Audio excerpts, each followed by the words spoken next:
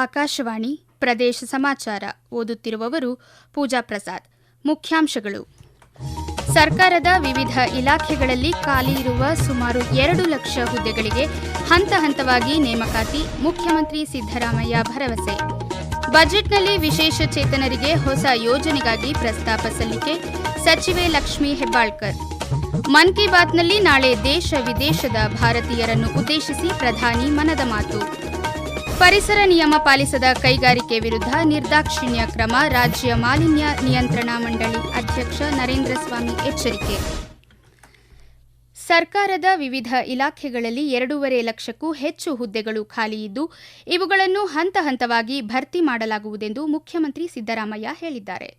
ಅವರು ಬೆಂಗಳೂರಿನಲ್ಲಿಂದು ಆರೋಗ್ಯ ಮತ್ತು ಕುಟುಂಬ ಕಲ್ಯಾಣ ಇಲಾಖೆ ವತಿಯಿಂದ ಆಯೋಜಿಸಲಾಗಿದ್ದ ಅಭಯ ಹಸ್ತ ಕಾರ್ಯಕ್ರಮ ಉದ್ಘಾಟಿಸಿ ಮಾತನಾಡಿದರು. ಸಮಾಜದ ಸ್ವಾಸ್ಥ್ಯವನ್ನು ಕಾಪಾಡುವ ಆರೋಗ್ಯ, ಶಿಕ್ಷಣ, ಪೊಲೀಸ್ ಮೊದಲಾದ ಇಲಾಖೆಗಳಲ್ಲಿನ ಹುದ್ದೆ ಭರ್ತಿಗೆ ಸರ್ಕಾರ ಆದ್ಯತೆ ನೀಡುತ್ತಿದೆ ಎಂದರು. ಎಲ್ಲಾ ನೇಮಕಾತಿಗಳನ್ನು ಕೌನ್ಸಿಲಿಂಗ್ ಮೂಲಕ ಮಾಡುತ್ತಿದ್ದು, ಭ್ರಷ್ಟಾಚಾರ ತಡೆಯಲು ಸಾಧ್ಯವಾಗುತ್ತಿದೆ. ವೈದ್ಯರು ಸೇರಿದಂತೆ ಸುಮಾರು 5,700 ಹುದ್ದೆಗಳನ್ನು ಕೌನ್ಸಿಲಿಂಗ್ ಮೂಲಕ ವರ್ಗಾವಣೆ ಮಾಡಲಾಗಿದೆ ಎಂದರು. ಸಮಾರಂಭದಲ್ಲಿ ಆರೋಗ್ಯ ಮತ್ತು ಕುಟುಂಬ ಕಲ್ಯಾಣ ಇಲಾಖೆ, ಆಹಾರ ಸುರಕ್ಷತೆ ಮತ್ತು ಔಷಧ ಆಡಳಿತ ವೃಂದದ ನೇಮಕಾತಿ ಆದೇಶಗಳನ್ನು ಮುಖ್ಯಮಂತ್ರಿ ವಿತರಿಸಿದರು. 1,000 ಅಭ್ಯರ್ಥಿಗಳು ಇಂದು ನೇಮಕಾತಿ ಆದೇಶಗಳನ್ನು ಪಡೆದು ಆರೋಗ್ಯ ಇಲಾಖೆಗೆ ಸೇರ್ಪಡೆಯಾಗಿರುವುದು ಸಂತಸದ ವಿಷಯ. ಇದು ಕೇವಲ ವೃತ್ತಿಯಾಗಿರದೆ ಜೀವ ಉಳಿಸುವ ಹಾಗೂ ರೋಗ ತಡೆಯುವ ಸಾರ್ಥಕ ಕಾರ್ಯಗಳನ್ನು ಒಳಗೊಂಡಿದೆ ಎಂದು ಅವರು ಹೇಳಿದರು. ಮುಖ್ಯಮಂತ್ರಿ ಸಿದ್ದರಾಮಯ್ಯ ಮತ್ತು ಉಪಮುಖ್ಯಮಂತ್ರಿ ಡಿಕೆ ಶಿವಕುಮಾರ್ ಅವರು ನಾಳೆ ಉತ್ತರ ಕನ್ನಡ ಜಿಲ್ಲೆಯಲ್ಲಿ ಪ್ರವಾಸ ಕೈಗೊಳ್ಳಲಿದ್ದು, ಹಲವು ಅಭಿವೃದ್ಧಿ ಕಾರ್ಯಕ್ರಮಗಳಿಗೆ ಚಾಲನೆ ನೀಡಲಿದ್ದಾರೆ.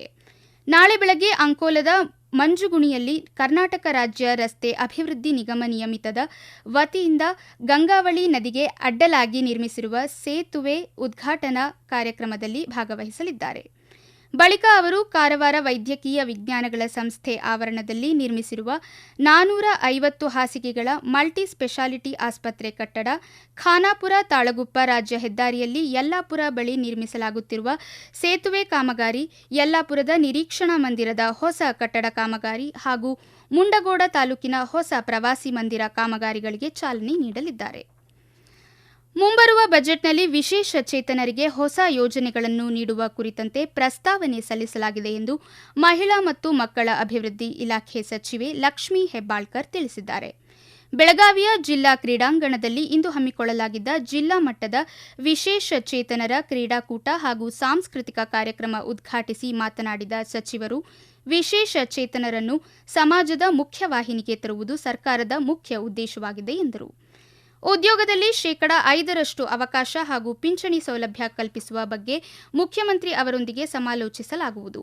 ವಿಶೇಷ ಚೇತನರಿಗೆ ಬೋಧನೆ ಮಾಡುವ ಶಿಕ್ಷಕರ ಜವಾಬ್ದಾರಿ ಗುರುತರವಾಗಿದ್ದು, ಅವರಿಗೂ ಇಲಾಖೆ ವತಿಯಿಂದ 40% ವೇತನ ಹೆಚ್ಚಳ ಮಾಡಲಾಗುವುದು ಎಂದು ಸಚಿವೆ ಲಕ್ಷ್ಮೀ ಹೆಬ್ಬಾಳ್ಕರ್ ಭರವಸೆ ನೀಡಿದರು.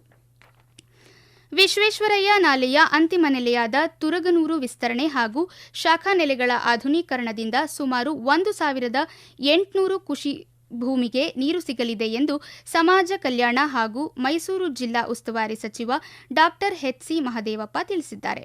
ಅವರು ಇಂದು ಟಿ. ನರಸೀಪುರ ತಾಲೂಕಿನ ಚಿದರವಳ್ಳಿಯಲ್ಲಿ 91,33 ಲಕ್ಷ ರೂಪಾಯಿ ವೆಚ್ಚದಲ್ಲಿ ಕೈಗೊಳ್ಳಲಾಗುತ್ತಿರುವ ತುರಗನೂರು ವಿಸ್ತರಣೆ, ಉಕ್ಕಲಗೆರೆ ಹಾಗೂ ಹಲವಾರು ಶಾಖಾ ನೆಲೆಗಳ ಕಾಮಗಾರಿಗೆ ಗುದ್ದಲಿ ಪೂಜೆ ನೆರವೇರಿಸಿ ಮಾತನಾಡಿದರು.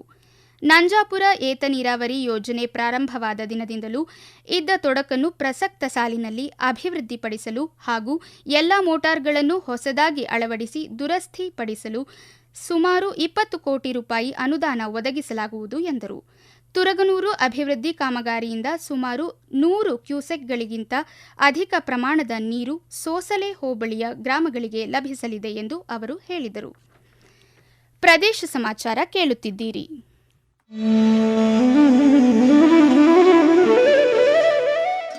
ನಿಮಗೆ ವರದಿಗಾರಿಕೆಯ ಕೌಶಲ್ಯವಿದೆಯೇ? ನೀವು ಸುದ್ದಿಯ ವಾಸನೆ ಗ್ರಹಿಸಬಲ್ಲಿರಾ? ಹಾಗಿದ್ದರೆ ಆಕಾಶವಾಣಿಯ ಪ್ರಾದೇಶಿಕ ಸುದ್ದಿ ವಿಭಾಗಕ್ಕೆ ಸೇರಿಕೊಳ್ಳುವ ಅವಕಾಶ ಇಲ್ಲಿದೆ. ಆಕಾಶವಾಣಿ ರಾಯಚೂರು ಮತ್ತು ಚಿತ್ರದುರ್ಗ ಜಿಲ್ಲೆಗಳ ಅರೆಕಾಲಿಕ ವರದಿಗಾರರ ಹುದ್ದೆಗಳ ಆಯ್ಕೆಗಾಗಿ ಅರ್ಜಿಗಳನ್ನು ಆಹ್ವಾನಿಸಿದೆ. ಅರ್ಜಿ ಸಲ್ಲಿಸಲು ಫೆಬ್ರವರಿ 28, 2026 ಕೊನೆಯ ದಿನವಾಗಿದೆ. ಹೆಚ್ಚಿನ ವಿವರಗಳಿಗೆ ನಮ್ಮ ಫೇಸ್ಬುಕ್ ಪೇಜ್ ಆಕಾಶವಾಣಿ ವಾರ್ತೆ ಕನ್ನಡ ಅಥವಾ ಎಕ್ಸ್ ಖಾತೆ ಮತ್ತು ಇನ್ಸ್ಟಾಗ್ರಾಂ ಖಾತೆ ಆಕಾಶವಾಣಿ ನ್ಯೂಸ್ ಕನ್ನಡವನ್ನು ಸಂಪರ್ಕಿಸಬಹುದು.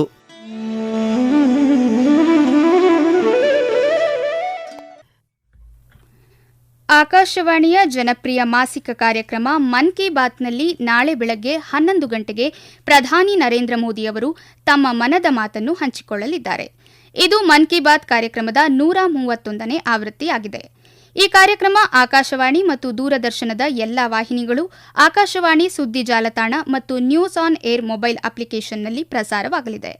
ಈ ಕಾರ್ಯಕ್ರಮವನ್ನು ಆಕಾಶವಾಣಿ, ಡಿಡಿ ನ್ಯೂಸ್, ಪ್ರಧಾನಮಂತ್ರಿ ಕಚೇರಿ ಹಾಗೂ ಮಾಹಿತಿ ಮತ್ತು ಪ್ರಸಾರ ಸಚಿವಾಲಯದ ಯೂಟ್ಯೂಬ್ ಚಾನೆಲ್ಗಳಲ್ಲಿಯೂ ನೇರ ಪ್ರಸಾರ ಮಾಡಲಾಗುತ್ತದೆ. ಹಿಂದಿ ಪ್ರಸಾರದ ನಂತರ ಆಯಾ ಪ್ರಾದೇಶಿಕ ಭಾಷೆಗಳಲ್ಲಿ ಕಾರ್ಯಕ್ರಮ ಪ್ರಸಾರವಾಗಲಿದೆ. ಪರಿಸರ ನಿಯಮಗಳನ್ನು ಪಾಲಿಸದ ಕೈಗಾರಿಕೆಗಳ ವಿರುದ್ಧ ನಿರ್ದಾಕ್ಷಿಣ್ಯ ಕ್ರಮ ಕೈಗೊಳ್ಳಲಾಗುವುದು ಎಂದು ಕರ್ನಾಟಕ ರಾಜ್ಯ ಮಾಲಿನ್ಯ ನಿಯಂತ್ರಣ ಮಂಡಳಿ ಅಧ್ಯಕ್ಷ ಪಿಎಂ ನರೇಂದ್ರ ಸ್ವಾಮಿ ಎಚ್ಚರಿಕೆ ನೀಡಿದ್ದಾರೆ. ಯಾದಗಿರಿ ಜಿಲ್ಲೆಯ ಕಡೇಚೂರು ಬಾಡಿಯಾಳ ಕೈಗಾರಿಕಾ ಪ್ರದೇಶದಲ್ಲಿರುವ ವಿವಿಧ ಕಂಪನಿಗಳಿಗೆ ಗುರುಮಿಠಕಲ್ ಶಾಸಕ ಶರಣಗೌಡ ಕಂದಕೂರು ಅವರೊಂದಿಗೆ ಭೇಟಿ ನೀಡಿ ಪರಿಶೀಲನೆ ನಡೆಸಿದ ನಂತರ ಅವರು ಮಾತನಾಡಿದರು. ಕೈಗಾರಿಕಾ ಪ್ರದೇಶದ ಕೆಲವು ಕಂಪನಿಗಳ ವಿರುದ್ಧ ದೂರುಗಳು ಬಂದ ಹಿನ್ನೆಲೆಯಲ್ಲಿ ಮಾಹಿತಿ ಸಂಗ್ರಹಿಸಲಾಗಿದೆ. ನಿಯಮ ಬಾಹಿರವಾಗಿ ಕಾರ್ಯನಿರ್ವಹಿಸುವ ಕಂಪನಿಗಳಿಗೆ 3 ನೋಟಿಸ್ ನೀಡಲಾಗುವುದು. ಅದಕ್ಕೂ ಸುಧಾರಣೆ ಕಾಣದಿದ್ದರೆ ಜಪ್ತಿ ಕ್ರಮ ಕೈಗೊಳ್ಳಲಾಗುವುದು ಎಂದು ಹೇಳಿದರು. ಬೆಂಗಳೂರು ಗ್ರಾಮಾಂತರ ಜಿಲ್ಲೆಯ ದೇವನಹಳ್ಳಿ ತಾಲೂಕಿನ ಯರ್ತಿಗಾನಹಳ್ಳಿ ಗ್ರಾಮದ ನೂತನ ಶಾಲಾ ಕಟ್ಟಡ ಉದ್ಘಾಟನೆ, ಭುವನಹಳ್ಳಿ ಗ್ರಾಮದಲ್ಲಿ ಸಮುದಾಯ ಭವನ ಕಾಮಗಾರಿ ಶಂಕುಸ್ಥಾಪನೆ ಹಾಗೂ ಫಲಾನುಭವಿಗಳ ಸೌಲಭ್ಯ ವಿತರಣಾ ಕಾರ್ಯಕ್ರಮವನ್ನು ಜಿಲ್ಲಾ ಉಸ್ತುವಾರಿ ಸಚಿವ ಕೆಎಚ್ ಮುನಿಯಪ್ಪ ಇಂದು ನೆರವೇರಿಸಿದರು. ಕಾರ್ಯಕ್ರಮದಲ್ಲಿ ಮಾತನಾಡಿದ ಅವರು, ಗ್ರಾಮ ಪಂಚಾಯಿತಿಗಳಿಗೆ ಬರುವ ಆದಾಯ ಸದ್ಬಳಕೆ ಆಗಬೇಕು. ಪಂಚಾಯಿತಿ ವ್ಯಾಪ್ತಿಯಲ್ಲಿ ಯಾರೊಬ್ಬರೂ ಕೂಡ ಅವಲಂಬಿತ ಜೀವನ ನಡೆಸಬಾರದು. ಬಡವರ, ಹಿಂದುಳಿದವರ ಅಭಿವೃದ್ಧಿ ಆಗಬೇಕು. ಭೂಮಿ ಕಳೆದುಕೊಂಡವರಿಗೆ ವಸತಿ, ಉದ್ಯೋಗ ಕಲ್ಪಿಸುವುದು, ಸ್ವಯಂ ಉದ್ಯೋಗ, ವ್ಯವಹಾರ ಹೊಂದಲು ಉತ್ತೇಜಿಸುವ ಕಾರ್ಯ ನಡೆಯಬೇಕು. ಬಂದಂತಹ ಅನುದಾನವನ್ನು ಜನಪರ ಕಾರ್ಯಗಳಿಗೆ, ಶಾಶ್ವತ ಕೆಲಸಗಳಿಗೆ ಆದ್ಯತೆ ಮೇರೆಗೆ ವಿನಿಯೋಗಿಸಬೇಕೆಂದು ಪಂಚಾಯಿತಿ ಜನಪ್ರತಿನಿಧಿಗಳಿಗೆ ಹಾಗೂ ಅಧಿಕಾರಿಗಳಿಗೆ ಸೂಚಿಸಿದರು. ಹೊಸಪೇಟೆಯಲ್ಲಿಂದು ಜಿಲ್ಲಾ ಮಟ್ಟದ ಉದ್ಯೋಗ ಮೇಳ ನಡೆಯಿತು. ವಿಜಯನಗರ ಕ್ಷೇತ್ರದ ಶಾಸಕ ಎಚ್ಆರ್ ಗವಿಯಪ್ಪ ಜಿಲ್ಲಾ ಉದ್ಯೋಗ ಮೇಳ ಉದ್ಘಾಟಿಸಿ ಮಾತನಾಡಿ, ವಿಜಯನಗರ ಜಿಲ್ಲೆ ಹಲವಾರು ಪ್ರವಾಸಿ ತಾಣಗಳನ್ನು ಹೊಂದಿದ್ದು, ಪ್ರವಾಸೋದ್ಯಮಕ್ಕೆ ಅನುಕೂಲವಾಗುವಂತೆ ಉದ್ಯೋಗ ಸೃಷ್ಟಿಸಲು ವಿಪುಲ ಅವಕಾಶಗಳಿವೆ ಎಂದರು. ಉದ್ಯೋಗ ಮೇಳದಲ್ಲಿ ಜಿಲ್ಲೆಯ ನಾನಾ ಭಾಗದ 7,500 ವಿದ್ಯಾರ್ಥಿಗಳು ನೋಂದಣಿಯಾಗಿದ್ದು, 80 ವಿವಿಧ ಕಂಪನಿಗಳು ಮೇಳದಲ್ಲಿ ಭಾಗವಹಿಸಿದ್ದವು. ಚಿತ್ರದುರ್ಗ ಆಕಾಶವಾಣಿ ಕೇಂದ್ರದಲ್ಲಿ ಇಂದು ರೇಡಿಯೋ ಪ್ರಸಾರದಲ್ಲಿ ವೃತ್ತಿಪರತೆ ಕಾರ್ಯಾಗಾರ ನಡೆಯಿತು. 25ಕ್ಕೂ ಹೆಚ್ಚು ಸಾಂದರ್ಭಿಕ ಉದ್ಘೋಷಕರು ಹಾಗೂ ಪ್ರಸಾರದಲ್ಲಿ ಸಹಾಯಕರು ಕಾರ್ಯಾಗಾರದಲ್ಲಿ ಪಾಲ್ಗೊಂಡಿದ್ದರು. ನಿವೃತ್ತ ಹಿರಿಯ ಉದ್ಘೋಷಕಿ ಎಂಎಸ್ ಅನುಪಮಾ ಅವರು ಸಂಪನ್ಮೂಲ ತರಬೇತುದಾರರಾಗಿ ಕಾರ್ಯಾಗಾರ ನಿರ್ವಹಿಸಿದರು. ನಿಲಯದ ಕಾರ್ಯಕ್ರಮ ಮುಖ್ಯಸ್ಥರಾದ ಎಸ್ಆರ್ ಭಟ್ ಸೇರಿದಂತೆ ನಿಲಯದ ಅಧಿಕಾರಿಗಳು ಈ ಸಂದರ್ಭದಲ್ಲಿ ಉಪಸ್ಥಿತರಿದ್ದರು. ಬಳ್ಳಾರಿಯಲ್ಲಿ ಇಂದು ಹಿಂದುಳಿದ ವರ್ಗಗಳ ಕಲ್ಯಾಣ ಇಲಾಖೆಯ ಮೆಟ್ರಿಕ್ ಪೂರ್ವ ಮತ್ತು ನಂತರದ ವಿದ್ಯಾರ್ಥಿ ನಿಲಯಗಳ ವಿದ್ಯಾರ್ಥಿಗಳಿಗೆ ಸ್ಪರ್ಧಾತ್ಮಕ ಪರೀಕ್ಷೆ ಹಾಗೂ ವೃತ್ತಿ ಮಾರ್ಗದರ್ಶನ ಕುರಿತು ತರಬೇತಿ ಕಾರ್ಯಾಗಾರ ನಡೆಯಿತು. ಕಾರ್ಯಾಗಾರದ ಉದ್ಘಾಟನೆ ಮಾಡಿದ ಜಿಲ್ಲಾ ಕಾನೂನು ಸೇವೆಗಳ ಪ್ರಾಧಿಕಾರದ ಸದಸ್ಯ ಕಾರ್ಯದರ್ಶಿ, ಹಿರಿಯ ಸಿವಿಲ್ ನ್ಯಾಯಾಧೀಶ ರಾಜೇಶ್ ಎನ್ ಹೊಸಮನೆ, ಇಂದಿನ ಸ್ಪರ್ಧಾತ್ಮಕ ಯುಗದಲ್ಲಿ ಶಾರೀರಿಕ ಮಾನಸಿಕ ಸದೃಢರಾಗುವ ಮೂಲಕ ಸತತ ಪರಿಶ್ರಮದಿಂದ ಸ್ಪರ್ಧಾತ್ಮಕ ಪರೀಕ್ಷೆಗಳನ್ನು ಧೈರ್ಯದಿಂದ ಎದುರಿಸಬೇಕು ಎಂದರು. ಕೊನೆಯಲ್ಲಿ ಮತ್ತೊಮ್ಮೆ ಮುಖ್ಯಾಂಶಗಳು. ಸರ್ಕಾರದ ವಿವಿಧ ಇಲಾಖೆಗಳಲ್ಲಿ ಖಾಲಿ ಇರುವ ಸುಮಾರು 2 ಲಕ್ಷ ಹುದ್ದೆಗಳಿಗೆ ಹಂತ ಹಂತವಾಗಿ ನೇಮಕಾತಿ, ಮುಖ್ಯಮಂತ್ರಿ ಸಿದ್ದರಾಮಯ್ಯ ಭರವಸೆ. ಬಜೆಟ್ನಲ್ಲಿ ವಿಶೇಷ ಚೇತನರಿಗೆ ಹೊಸ ಯೋಜನೆಗಾಗಿ ಪ್ರಸ್ತಾಪ ಸಲ್ಲಿಕೆ, ಸಚಿವೆ ಲಕ್ಷ್ಮೀ ಹೆಬ್ಬಾಳ್ಕರ್. ಮನ್ ಕಿ ಬಾತ್ನಲ್ಲಿ ನಾಳೆ ದೇಶ ವಿದೇಶದ ಭಾರತೀಯರನ್ನು ಉದ್ದೇಶಿಸಿ ಪ್ರಧಾನಿ ಮನದ ಮಾತು. ಪರಿಸರ ನಿಯಮ ಪಾಲಿಸದ ಕೈಗಾರಿಕೆ ವಿರುದ್ಧ ನಿರ್ದಾಕ್ಷಿಣ್ಯ ಕ್ರಮ, ರಾಜ್ಯ ಮಾಲಿನ್ಯ ನಿಯಂತ್ರಣಾ ಮಂಡಳಿ ಅಧ್ಯಕ್ಷ ನರೇಂದ್ರ ಸ್ವಾಮಿ ಎಚ್ಚರಿಕೆ. ಇಲ್ಲಿಗೆ ಪ್ರದೇಶ ಸಮಾಚಾರ ಮುಗಿಯಿತು. ನಮ್ಮ ಮುಂದಿನ ವಾರ್ತಾ ಪ್ರಸಾರ 7:35 ನಿಮಿಷಕ್ಕೆ.